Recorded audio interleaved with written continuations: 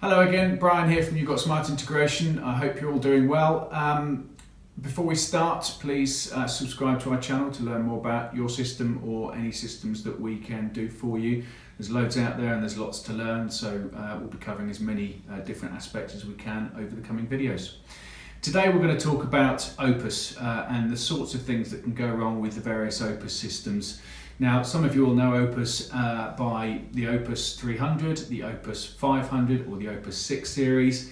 There was also other brands like Opus Octopus, and there was a Cambridge Audio version. So you might find that you've got one of those. What you will see with an Opus 300 system is you'll have something about the same size as this, which is called an MCU, and that's your central controller with the Opus system. I don't have one here, but this is very similar in size. What you will also see is you will have keypads on the wall. This is the older version of the keypad with the rubber buttons.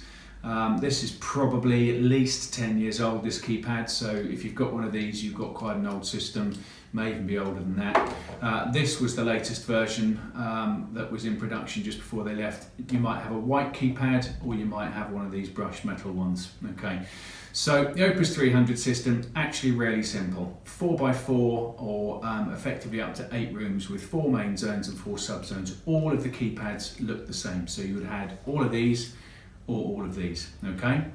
Now, the sorts of things that go wrong and the sorts of things we get calls about are it's crackling or it's not making any sound or the sound's really muffled. Very often we find that's because there's been a power cut or there's been a power surge in the property, and what tends to get damaged is the power supply unit that plugs into the MCU.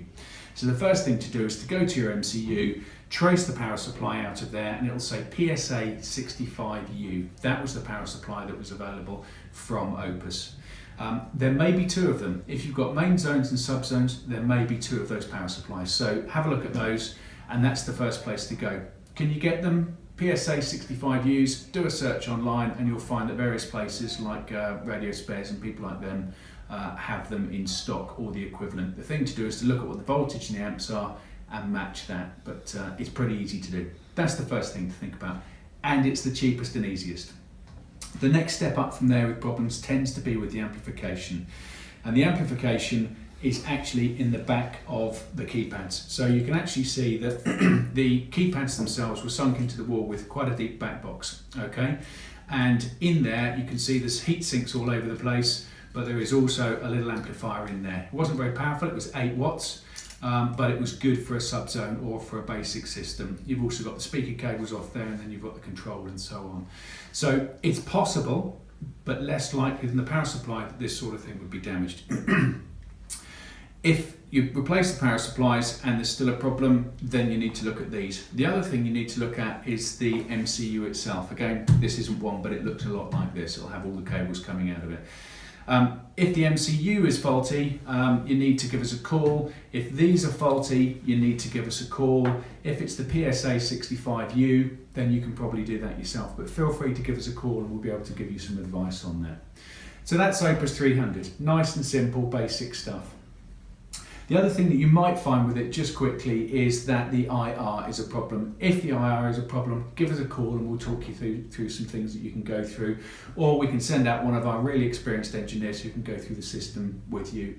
If there's other problems that you've got, please feel free to give us a call. We've been working with these systems now for 11 years, so we do know what we're talking about.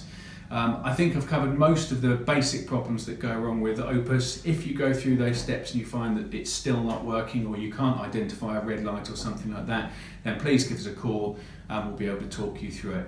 Okay, thanks for watching this video. Please subscribe to learn more about all these systems. I look forward to seeing you again soon. Thanks very much. Bye-bye.